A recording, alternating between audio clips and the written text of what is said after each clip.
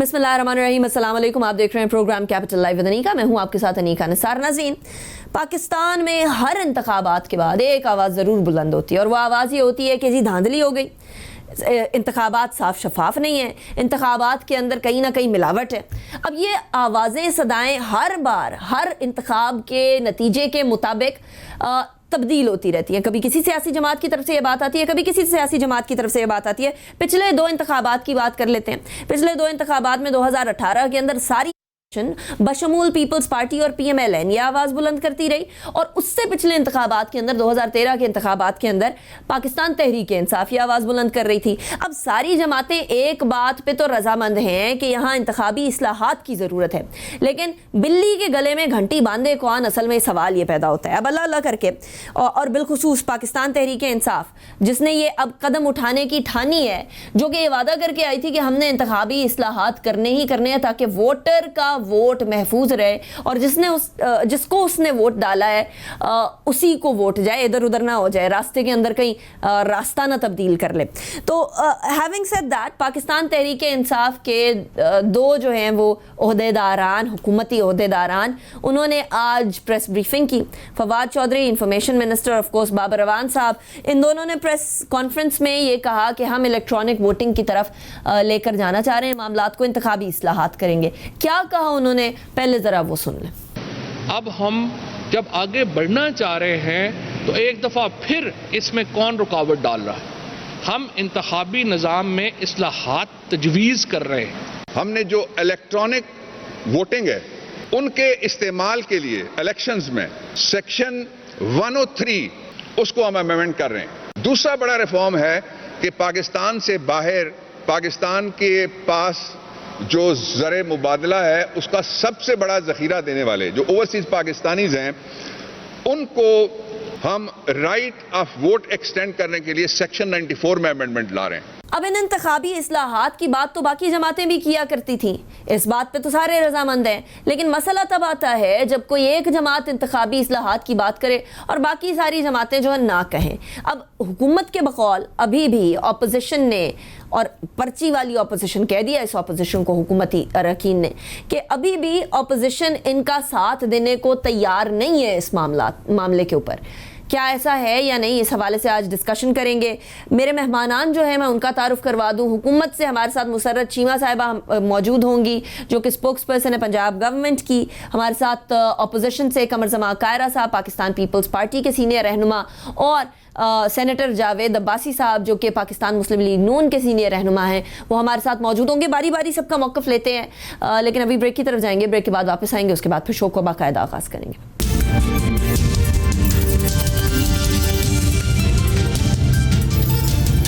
Welcome back after break. हुकूमती मौक़िफ़ से शुरू करते हैं। मुसर्रत चीमा साहिबा हमारे साथ मौजूद हैं। Thank you so much Musarrat, आपने हमें ज्वाइन किया। मुसर्रत, सबसे पहले तो इलेक्ट्रॉनिक वोटिंग और उसकी मशीनों की तरफ आते हैं, इंतखाबात के हवाले से जो तरामीम करनी है उसकी तरफ भी आते हैं, लेकिन पहले कल के वाक़ये पे बात कर लेते हैं। डॉक्टर फिरदौस आशिक अवान साहिबा SACM हैं, सियालकोट में असिस्टेंट कमिश्नर को उन्होंने अच्छा खासा लफ्जी धुलाई कर दी, और इस कदर कि पूरे लोगों के सामने अगर कोई इज़हार बरहमी करना भी था तो अकेले में भी किया जा सकता था। ये शायद पता नहीं अपनी ईगो की तस्कीन थी या क्या था, व्हाटएवर दिस वाज। क्या किसी भी शख्स को किसी भी दूसरे शख्स से स्पेशली रोज़े की हालत में इस तरह से बात करना ज़ेब देता है, चाहे वो असिस्टेंट कमिश्नर हो, एक आम आदमी हो, PM हो, CM हो? हमारे यहाँ सियासतदानों का रवैया अवाम से, ब्यूरोक्रेसी से तो बड़ा अजीब सा होता है, बड़ा सख्त होता है, लेकिन जब अपने बड़ों के पास जाते हैं तो बड़े जेंटली बात कर रहे होते हैं। क्या ये रवैया ज़ेब देता है एक स्पेशल असिस्टेंट टू CM को? बिस्मिल्लाहिर्रहमानिर्रहीम। बहुत शुक्रिया अनीका, इसमें कोई दूसरी राय नहीं है कि हम लीडर सिर्फ इसलिए कहलाते हैं कि लोग हमें फॉलो करते हैं, और लाखों की कंस्टिट्यूएंसीज के अंदर हम लोग वोट लेते हैं, इलेक्शन लड़ते हैं, और फिर जब आप इस तरह के ओहदे पे होते हैं तो उसमें फिर हमें छोटी सी गलती की भी माफ़ी नहीं है। और जहाँ तक रहेगी बात रवैयों की, तो मेरी और जमशेद चीमा साहब की, हमारी पॉलिटिक्स की जो पहली एक कहते हैं ना कि अपने लिए हमने SOPs बनाए हुए हैं, उसमें पहला जो हमारा कानून है अपने ऊपर, जो हमारे कवानीन है उन सबको तो हमें सबको फॉलो करना चाहिए। वो ये कि इफ़ आई रियली वांट कि लोग मेरी इज्जत करें तो मुझे लोगों से इज्जत से पेश आना है। आप, मेरा ये मानना है कि सख्त से सख्त मौक़िफ़, गलत से गलत चीज़ को से कन्वे कर सकते हैं। आपका तरीकाकार अवाम के साथ या जो भी पब्लिक ऑफिस होल्डर है, आपकी जो गवर्नमेंट के लोग हैं या आपके जो ब्यूरोक्रेसी है, उनके साथ हमारे अल्फाज का चुनाव किसी के साथ भी, मीडिया पर्सन्स के साथ भी, वो मुनासिब होना चाहिए। और अगर वो नहीं होता तो फिर अगर आप सही भी हो, आपका पॉइंट ऑफ व्यू बिल्कुल सही हो, आपका मौकफ ठीक हो, वो साइड पे रह जाता है और आपके वो अल्फाज सामने रह जाते हैं और लोग उसी के ऊपर ज्यादा क्रिटिसिज्म करते हैं, जो कि इस केस में हुआ। मेरा एक हमेशा मौकफ रहा है ब्यूरोक्रेसी को लेकर के, बहुत ज्यादा ये जेरे बहस रहा पिछले 3 सालों में।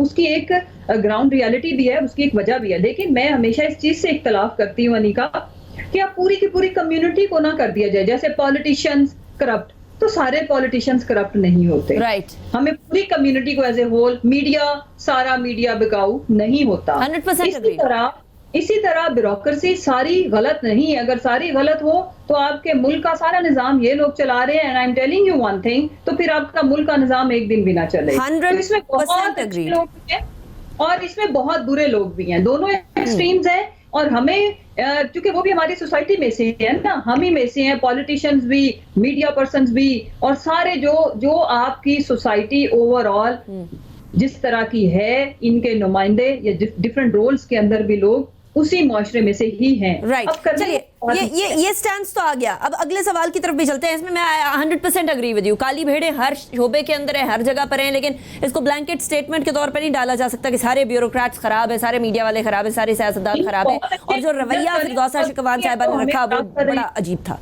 अच्छा, अगले सवाल की तरफ चलते हैं। इलेक्शन के हवाले से बाबर अवान साहब आज कह रहे थे कि इलेक्टोरल रिफॉर्म्स के लिए इलेक्ट्रॉनिक वोटिंग का तरीकाकार लेकर आएंगे, जिसके ऊपर अपोजिशन ने इलेक्ट्रॉनिक वोटिंग की मशीनों को देखे बगैर ना कर दी, उनके बकौल, और फवाद चौधरी साहब के बकौल। देखिए मुसर साहब, मसला ये है कि पाकिस्तान के अंदर सिस्टम चाहे जो भी हो, हमारे लोग बड़े इस नेगेटिवली टैलेंटेड भी हैं कि कहीं ना कहीं से कोई ना कोई करप्शन का तरीका निकाल ही लेते हैं। इलेक्ट्रॉनिक वोटिंग की तरफ जाने के साथ साथ सिस्टम को सही करने की किस तरह से जरूरत है, सिस्टम को कैसे सही करें?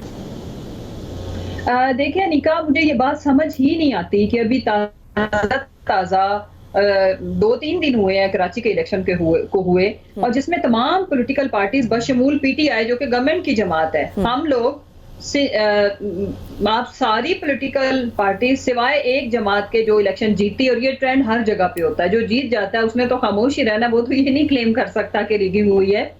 बाकी सारी पार्टीज हार जाने वाली उसके ऊपर जिस तरह से चढ़ दौड़ती हैं वो आपके सामने है। अभी रिसेंटली जो हुआ, पहले डस्का में हुआ, फिर आपके बाद अभी कराची में जो हुआ, तो मुझे ये बताएं, जब तमाम पॉलिटिकल पार्टीज उनका मौकफ, चाहे वो आपस में एक दूसरे के दस्तों गिरेबान हों, वो इस चीज के ऊपर माशाल्लाह से सारे सबका कंसेंसस होता है, जो हार जाते हैं कि जी करप्शन हुई है, रिगिंग हुई है, ये वो।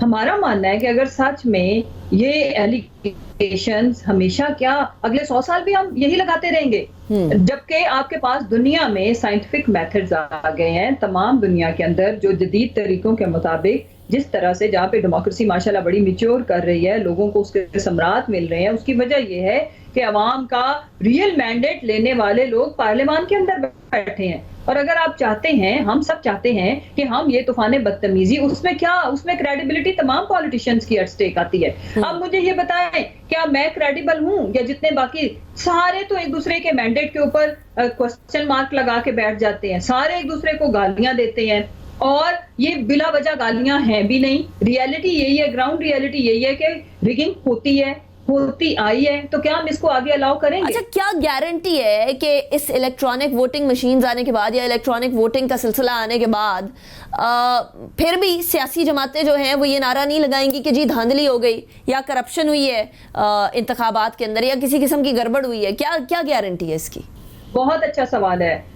एटलीस्ट उसके अंदर आपकी हर चीज आइडेंटिफाई हो जाएगी, विद इन नो टाइम आपको पता चल जाएगा उस इलेक्ट्रॉनिक वोटिंग पे, और कोई फेक वोट्स नहीं उसमें डाले जाएंगे, पर्चियों के ऊपर ठप्पे नहीं लग सकेंगे, और उसके 1001 तरीके हैं जो कि अगर कोई क्वेश्चन करेगा तो उसको वहीं क्लैरिफाई किया जाएगा कि जी ये देखें, ये आपकी चार्जशीट थी और ये उसका जवाब है। लेकिन इस तरह से जो अभी वाला सिस्टम है ये बिल्कुल कलअदम होना चाहिए। और मैं तो अपील करती हूँ वोटर्स से, वोटर का ज्यादा इसके ऊपर सवाल उठाना बनता है कि आप जिसको अपने जिस भी नुमाइंदे को चुनते हो, अगर वो पार्लियामान के अंदर नहीं जाता और एक ऐसा चला जाता है जिसके पास रियल मैंडेट नहीं है, तो ये जुल्म सबसे पहले तो आवाम के साथ। राइट। अच्छा, अगले सवाल की तरफ आते हैं। क्या फिर उसके बाद हम हमारी विल ये है कि ये जो वोट को इज्जत देने का नारा लगा के एक उसके ऊपर अच्छा सा सॉन्ग बना के ये चीजें नहीं होनी। ये चीजें होनी है टेबल पे बैठ के। इलेक्टोरल रिफॉर्म्स किसने करनी है? अवाम को, जिसको आप तराना सुनाते हो कि वोट को इज्जत दो, जिसको बिरयानी देते हो, नहीं, ये तमाम पॉलिटिकल पार्टीज ने करनी है, पार्लियामेंट के अंदर होनी है। और इसका एक तरीका है, तरीका कोई ऐसा नहीं है कि जो फेवर करेगा सिर्फ गवर्नमेंट को, नहीं, पूरी दुनिया के अंदर जो सिस्टम बजा ये हमें कोई रेकमेंड कर दे। हमने जो इलेक्ट्रॉनिक तरीका हमने बताया है, इनको उस पर एतराज है तो ये दूसरा किसी भी बेस्ट डेमोक्रेटिक कंट्रीज से एक सिस्टम उठाएं और ये आके हमें पेश कर दें। बाकी जहां तक रहेगी बात, हमारी नेबरिंग कंट्रीज भी जदीद तकाज़ों के ऊपर चले गए हैं, लेकिन ये कब तक होता रहेगा? एक तो रियल नुमाइंदगी होनी चाहिए अवाम की, दूसरा ये कि ये क्वेश्चन खत्म होना चाहिए, अगर वो तो कम पैमाने पे हो जिसको हम क्लैरिफाई कर सकें कि ये रिगिंग थी या नहीं। राइट। अच्छा, लास्ट क्वेश्चन की तरफ चलते हैं। दूसरी तरमीम की बात भी की गई आज की प्रेस कॉन्फ्रेंस में। बाबर अवान साहब ने फरमाया कि जो बैरून मुल्क पाकिस्तानी मुकीम हैं उनको इलेक्शन लड़ने के लिए राह हमवार करने के लिए एक और तरमीम भी आएगी। अब इस तरह से तो फिर खान साहब का जो एक नारा था कि देखिए जी, ये लोग जिनका पाकिस्तान में स्टेक नहीं है, जिन्होंने पाकिस्तान में रहना नहीं है, जिनके पास पाकिस्तान की अलावा भी दूसरी शहरियत है, उनको पाकिस्तान का कैसे ख्याल होगा? मुझे याद है धरने के अंदर ये बातें बहुत ज़्यादा हुआ करती थी और खान साहब का बरमला ये स्टैंस बड़ा वाज़े तौर पर सामने आता था। तो क्या वो स्टैंस ख़त्म हो गया है? क्या अब जो बाहर मुकीम पाकिस्तानी बैठे हैं, अगर वो इंतखाबात लड़ते हैं तो उनकी लॉयल्टी टुवर्ड्स पाकिस्तान, क्योंकि ऑब्वियसली उन्होंने कहीं ना कहीं का तो उठाया होता है, उसके ऊपर कोई सवाल नहीं रहेगा अब? इस तरह तो फिर नवाज शरीफ साहब के बच्चे, इस तरह तो फिर बहुत सारे और सियासतदानों के बच्चे हैं, वो भी आ सकेंगे इस तमाम इलेक्शन के पैराडाइम के अंदर। जी, ये बड़ा अच्छा सवाल है अनीका। इसके ऊपर मैं ये अर्ज करूं कि अभी इसके ऊपर ये अंडर प्रोसेस है और इसके ऊपर सारे मामला जेरे गौर है। अब इशू क्या है? इशू ये है कि इसमें ये नहीं होगा कि तमाम जो ओवरसीज हैं वो इलेक्शन लड़ पाएंगे। एक सर्टेन परसेंटेज ओवरसीज की कोई एक सीट हो सकती है, इसमें मुख्तलिफ ऑप्शंस हो सकती हैं, जैसे रिजर्व सीट्स पे हम खवातीन आती हैं, माइनॉरिटीज के होते हैं, और ओवरसीज वो पाकिस्तानी हैं जो आपके मुल्क के अंदर, हमारी मुल्क की इकोनॉमी के अंदर जिनका बहुत बड़ा रोल है। और जब आप उनका एक नुमाइंदा पार्लियामेंट के अंदर ले आएंगे, एक या दो अवाने बाला में, जेरी में एंड प्रोविंशियल असेंबलीज के अंदर, तो उसका इम्पैक्ट ये आएगा कि वो अपनी कम्युनिटी के जितने भी जो उनसे रिलेटेड हैं इश्यूज, उनको भी एड्रेस करेंगे। और फिर बहुत ज्यादा जो हम ज़रे मुबादला कमाने में हम कामयाब, ज्यादा अच्छे अहदाफ हमारे हम उनको अचीव कर सकते हैं। फिर उसके बाद हमेशा याद रखें, आपका भी एक्सपीरियंस हुआ होगा अनीका, जो ओवरसीज पाकिस्तानी है, मैं आम पाकिस्तानियों की बात कर रही हूँ, वो यकीन माने चूंकि वो वतन से दूर होते हैं, वो हमसे ज्यादा अच्छे जज्बात रखते हैं पाकिस्तान के लिए। तो अगर उनकी नुमाइंदगी एक सर्टन परसेंटेज के ऊपर हो जाए, नो हार्म। लेकिन जो इंपॉर्टेंट चीज है, जो समझने की चीज है कि वोट का हक देना, ये बड़ा इंपॉर्टेंट चीज थी। इसके ऊपर भी इन्होंने बहुत सवाल उठाए। अच्छा, लेकिन मसला ये है कि यहाँ बात की जा रही है बैरूने मुल्क मुकीम पाकिस्तानियों को इंतखाबात लड़ने की इजाजत देने के। अब इसको रिलेट किया जाता है फैसल वावड़ा साहब की दोहरी शहरियत से, जो कि अमरीकी शहरी थे। लेकिन मसला और कुछ और भी पाकिस्तान तहरीक इंसाफ के लोग जो कि दोहरे शहरी हैं, मसला ये आता है कि आप जिस रेमिटेंसेस की बात कर रही हैं वो ज़्यादा आते हैं गल्फ़ ममालिक से या अरबी ममालिक से, और वहाँ दोहरी शहरियत नहीं हुआ करती है। दोहरी शहरियत होती है अमेरिका के अंदर, दोहरी शहरियत होती है ऑस्ट्रेलिया में, यूके के अंदर, इन ममालिक के अंदर दोहरी शहरियत होती है, और यहाँ से उतने रेमिटेंसेस आते भी नहीं हैं। तो what exactly is the government planning to do? क्या बैरून मुल्क पाकिस्तानी जो मौजूद हैं उनके लिए, या दोहरी शहरियत रखने वालों के लिए भी ये चीज़ आप सामने लेकर आएंगे कि वो इंतखाबात लड़ सकें?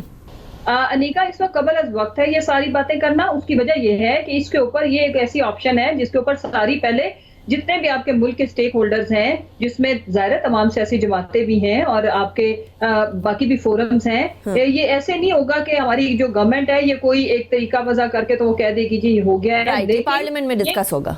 जी जी बिल्कुल, ठीक हो गया, terrific. Thank you so much Musarrat साहिबा। हम ब्रेक की तरफ जाएंगे, ब्रेक के बाद वापस आएंगे, उसके बाद फिर प्रोग्राम को कंटिन्यू करेंगे और ऑपोजिशन का मौक़िफ़ भी इंक्लूड करेंगे। See you after the break.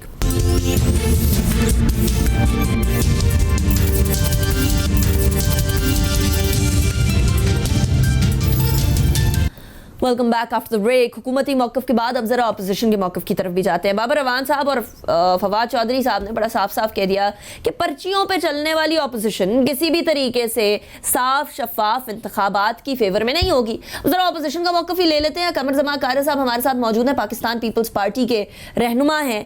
Kiara साहब, एक तो ये इल्ज़ाम एक ऐसी शख्सियत की तरफ से लगाए जाना जो कि आपकी जमात में होती थी, बाबर अवान साहब भी आपकी जमात में किसी ज़माने में होते थे, फवाद चौधरी साहब भी किसी ज़माने में आप लोगों की जमात में होते थे। वहाँ से इल्ज़ाम आ रहा है कि आप लोग चाहते ही नहीं हैं कि साफ शफाफ इंतखाबात हों, जिसकी वजह से आप इलेक्ट्रॉनिक वोटिंग यानी इलेक्ट्रॉनिक वोटिंग मशीन्स को अपोज कर रहे हैं। क्या कहेंगे कायरा साहब, इतना साफ शफाफ इंतखाबात से क्या डर है अपोजिशन को? इसके बाबर अवान साहब जिस इलेक्ट्रॉनिक मशीन का और इलेक्ट्रॉनिक रिफॉर्म्स की बातें कर रहे हैं ना, मैं याद कराता चलूं कि ये इलेक्ट्रॉनिक रिफॉर्म्स हमारे दौर में हुई थी। हमने इलेक्शन कमीशन को एम्पावर किया था, फाइनेंशियली इनको ऑटोनोमस किया था, इनके अपॉइंटमेंट के तरीक़ाकार बदले थे, बेशुमार उसमें तरामीम की थी, लेकिन उसमें मजीद तरामीम की और बेहतरी की जरूरत है। हमारे दौर में भी ये बाबर अवान साहब उस वक्त हमारे साथ थे और उस वक्त भी हमने इलेक्ट्रॉनिक वोटिंग मशीन के इस ऑप्शन को सोचा और देखा था। इसकी बहुत सारी डेमोन्स्ट्रेशन भी दी गई, कई मुल्कों में जो वफूद भेजे गए, देखा जाए कि इलेक्ट्रॉनिक वोटिंग मशीन कैसे हो सकती है। ये कोई हुकूमत के तस्वर में नहीं आया अचानक कि बाबर अवान साहब को याद आ गया। हम इस वक्त किसी प्रोसेस पे एतराज नहीं कर रहे, वो बात आएगी तो पता चलेगा। अभी तो इशू ये है कि इस हुकूमत के तरीक़ाकार पे, और अब इन्होंने जाके वो कह रहा ना कि वहां पर उतर रहा है अनाज की मशीन से, जब जल चुके हैं सारे शहर एतबार के।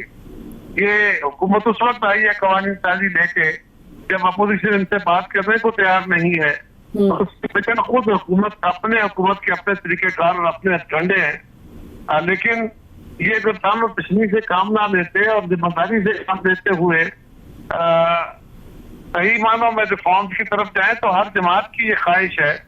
और यकीन रखिए, हमें तो यकीन है कि जब तक पाकिस्तान के लोगों को शफाफ इलेक्शन पे और अपने वोट पे एतबार ना हो कि जिसको हम वोट देंगे ये उसको पहुंचेगा और हमारे वोट से तब्दीली आएगी, उस वक्त तक पाकिस्तान में किसी बेहतरी का इम्कान नहीं हो सकता, जमहूरियत मजबूत नहीं हो सकती।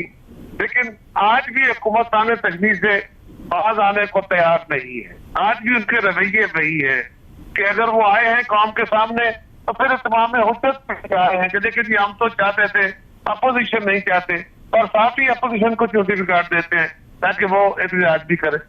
सो टू बी क्लियर कायरा साहब, ऑपोजिशन में बिलखुसूस पीपल्स पार्टी को इलेक्ट्रॉनिक वोटिंग मशीन से मसला नहीं है, तरीकाकार जो हुकूमती तरीकाकार है उससे मसला है, just to be clear, right?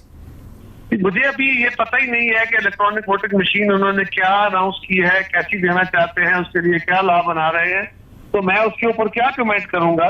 मैं तो ये कह रहा हूँ कि अभी सियासी जमातों का जो ओवरऑल व्यू इसके खिलाफ आएगा या इलेक्टोरल रिफॉर्म्स के ऊपर तावन नहीं करने की बात हो रही है, तो वो हुकूमत के अपने रवैयों की बदौलत हो रही है। उस कवानीन के सुकम तो बाद में देखे जाएंगे, जो होंगे उस पर बहस हो जाएगी।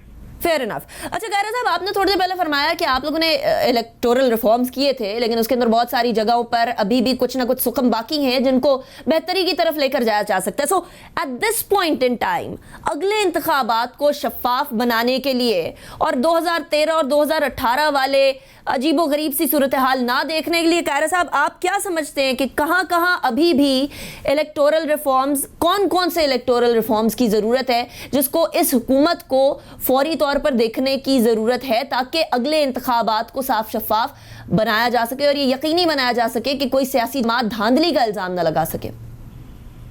पहली गुजारिश तो ये है कि जी मेरी जमात ऑलरेडी फारूक नायक साहब और नबीद कमर साहब और इस तरह हमारे साथियों ने पार्लियामान के अंदर जो पार्टी का ड्राफ्ट था वो ऑलरेडी डिस्कशन में है, उन्होंने दिया हुआ है। मजीद भी वो उस पर बात करेंगे और हमारी जमात का जो एक्सपीरियंस है, जो बेहतरियां लाने की जरूरत है, उस पर हम बात करेंगे।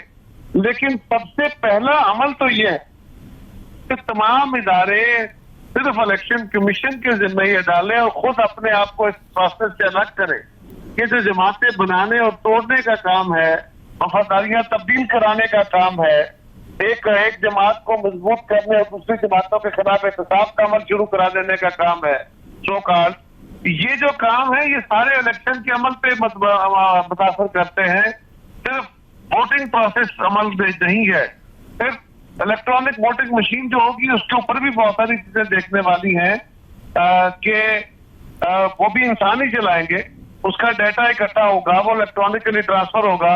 अगर अमेरिका जैसे मुल्क के अंदर इलेक्शन प्रोसेस में रूस या किसी और मुल्क के ऊपर इल्जाम लग जाता है कि उन्होंने उनके इलेक्शन प्रोसेस के अंदर मुदाखलत की है और इलेक्शन को मनूवर किया है, तो हमारे मुल्क में तो ये रवायत बड़ी तगड़ी है। तो यहाँ पे तो रियासत के अहम लोग इस प्रोसेस में शामिल होते हैं धांधली कराने के, अपनी मर्जी की हुकूमतें बनाने के। तो जब तक हम उस अमल की तरफ नहीं देखते, ये पूरी तरह काम नहीं करेगा। एनी हाउ इलेक्टोरल प्रोसेस के अंदर बेहतरी के जो भी तजावीज होंगी, अगर हुकूमत का रवैया दुरुस्त हुआ तो हम हुकूमत को जरूर उससे शेयर करेंगे, ताकि पोलिंग स्टेशन जो है वो छोटे बने, प्रिजाइडिंग अफसरों को ट्रेनिंग प्रॉपर हो, ट्रांसपेरेंसी हो और इलेक्शन कमीशन के अपने रिटर्निंग अफसर हो जिनकी ये तैयारी हो, जिनको ये पता हो कि इलेक्शन कैसे कराने हैं, और फिर इलेक्शन कमीशन को जो इख्तियार मिला है, इलेक्शन कमीशन अपने इख्तियार को डेमोन्स्ट्रेट करे, तब जाके। राइट। अच्छा कायरा साहब, आपने ये बड़ी इंटरेस्टिंग बात की है कि यहाँ कुछ ताकतें हैं जो कि यहाँ धांधली करने की कोशिश करती हैं इंतखाबात के अंदर। अब मसला ये है कि पाकिस्तान डेमोक्रेटिक मूवमेंट जो कि आप लोगों ने बनाई थी, जिसको आप छोड़ तो चुके हैं, लेकिन वो अभी भी आपके लिए रास्ता खोले बैठे हैं, दरवाज़ा खोले बैठे हैं। वो कहते हैं कि आप लोगों ने इन्हीं ताकतों की, जिनके बारे में बज़ाहिर आप लोग अगेंस्ट बात करते हैं, उनकी हाँ में हाँ भरी है और इसीलिए आप लोग NA 249 के इंतखाबात भी जीत पाए हैं। अब जिनके ऊपर, जिन ताकतों की आप बात करते हैं, जिन पे आप इल्जामात लगाते हैं, उनके साथ कनाइवेंस के हवाले से आपके ऊपर भी इल्जाम लग रहा है कायरा साहब। पहली बात तो यह है कि वो जो इल्जाम लगा रहे हैं कि हम किसी ताकत के साथ मिली भगत करके ये इलेक्शन जीत गए हैं, आज उनके कैंडिडेट ने इस पे प्रेस कॉन्फ्रेंस किया मिफ्ता साहब ने कि उसी ताकत को इलेक्शन का सारा सामान अपने कब्जे में ले लेना चाहिए।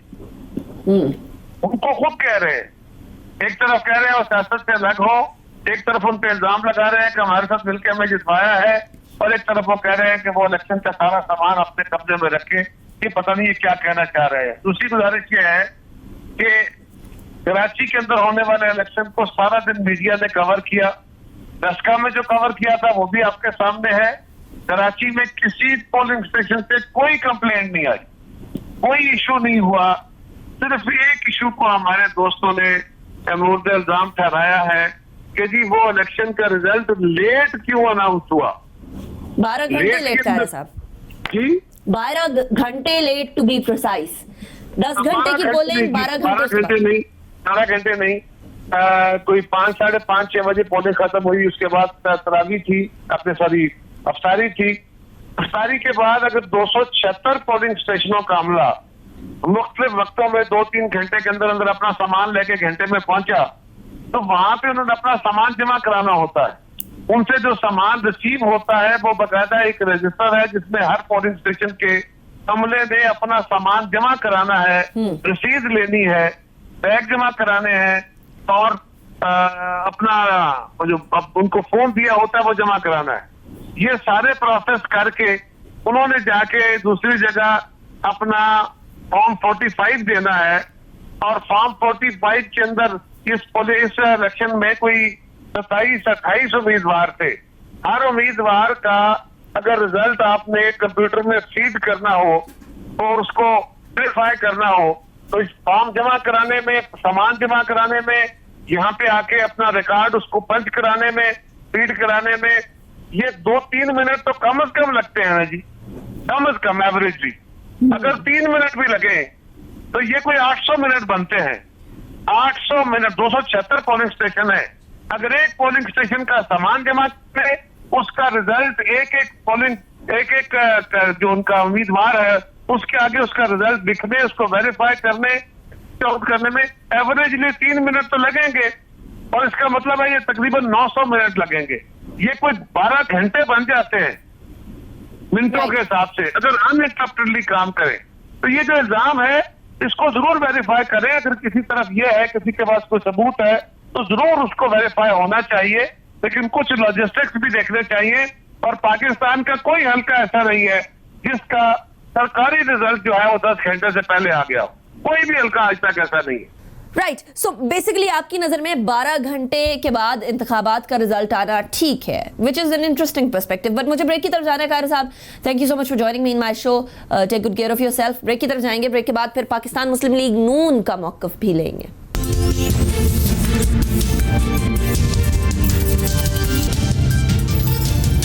Welcome back after break. Break पे जाने से पहले हम बात कर रहे थे कमर जमा कारी साहब से। अब जरा बात करते हैं PMLN से।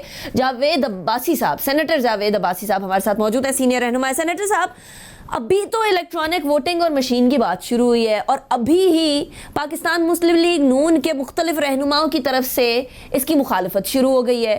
क्या साफ शफाफ इंतखाबात हर जमात का ख्वाब नहीं था? क्या ये इलेक्ट्रॉनिक वोटिंग के अंदर क्या मसला, क्या मुसहक है? बिस्मिल्लाहिर्रहमानिर्रहीम, बहुत शुक्रिया सुनीता। देखिए, इसमें तो कोई दूसरी राय नहीं है कि हर सियासी जमात की ये ख्वाहिश है कि पाकिस्तान के अंदर जो इलेक्शन है वो फ्री एंड होने चाहिए।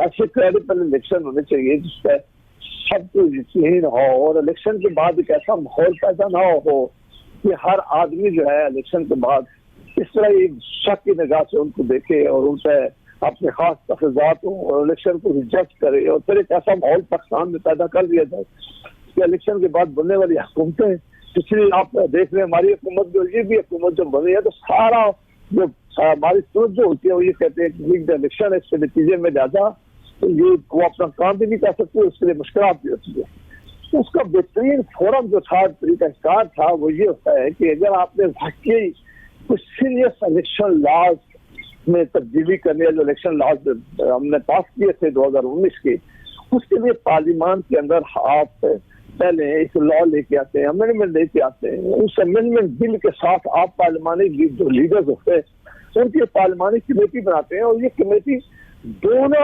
हवालों पर मुश्तमिल होनी चाहिए, सेनेट और नेशनल असेंबली के।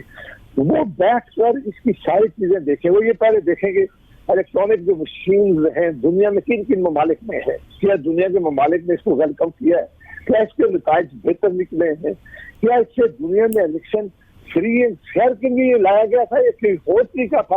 ये कि आपको याद है कि जब पिछले इलेक्शन थे उसमें इन्होंने कहा कि RTS का सिस्टम बहुत अच्छा सिस्टम है, बहुत अच्छा इसके नतीजे आएंगे। हम जब इलेक्शन लॉज बना रहे थे तो सेक्रेटरी इलेक्शन कमीशन भी आए हैं, नादरा के चेयरमैन भी आए हैं, बाकी रेलिवेंट जो अदारे हैं वो भी आए हैं। उन्होंने कहा कि इस सिस्टम के आने की वजह से इलेक्शन बहुत ज्यादा फ्री एंड फेयर हो जाएंगे। आप देखें कुछ इलेक्शन कितने मुतनाज़ा हुए हैं। तो सेनेटर साहब, कथा कलामी के लिए माजरत, लेकिन मसला वो RTS वाले एक्सपीरियंस की वजह से है, या आप समझते हैं कि इलेक्ट्रॉनिक वोटिंग के अंदर भी धांधली की गुंजाइश बाकी रहेगी, और अगर रहेगी तो उसको कैसे फिक्स किया जाए? क्या इसके ऊपर मिलकर बैठकर बात हो सकती है हुकूमत से?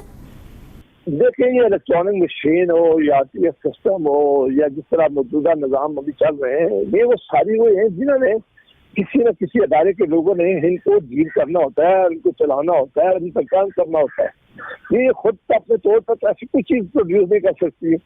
लिहाजा अगर पहले कुछ तजर्बा किया न जाए, मैं काफी अर्से से कह रहा था अगर ये इलेक्शन भी अगर इतने ज्यादा बेहतर होते, इनकी नीयत ठीक होती, तो ये जो भाई इलेक्शन आए थे सारे, इनमें कहते कि ये इलेक्ट्रॉनिक मशीन जो है इसका इस्तेमाल करके देख लेते हैं, तजर्बा तो कर लेते हैं, या लोकल गवर्नमेंट का सिस्टम अभी आने वाला है उसके अंदर भी हम तजर्बा करते हैं कि क्या ये वायबल है इस मुल्क में, क्या ये फ्री एंड फेयर इलेक्शन को यकीनी बनाने के लिए इसको इस्तेमाल करना चाहिए, या इसकी बात बहुत ही ज्यादा सीरियस जो क्वेश्चन मैंने उठाया था RTS का, वो क्वेश्चन बहुत ज्यादा रेलेवेंट इसलिए है कि उस वक्त भी यही बातें की जा रही थी, और फिर पता चला कि वो रात 10 बजे वो सिस्टम ही बैठ गया। वो जिन लोगों ने वो सिस्टम लगाया था वो सिस्टम ही काम नहीं कर सका। यही इलेक्ट्रॉनिक मशीन के साथ भी होगा हर जगह पर। तो पहले मेहरबानी करके इसको एक कमेटी बनाई जाए जिसके अंदर ये बात डिस्कशन की जाए, एक्सपर्ट बनाए जाए। राइट, सेनेटर जावेद अब्बास साहब, thank you so much for joining me in my show. हमारे साथ कमर जमा कायरा साहब भी मौजूद थे और मुसर्रत चीमा साहिबा भी मौजूद थी। बहुत शुक्रिया आप तीनों का, आपने ज्वाइन किया। इसी के साथ अनीका निसार को इजाजत दीजिए, अपना बहुत ख्याल रखिएगा। अल्लाह हाफिज।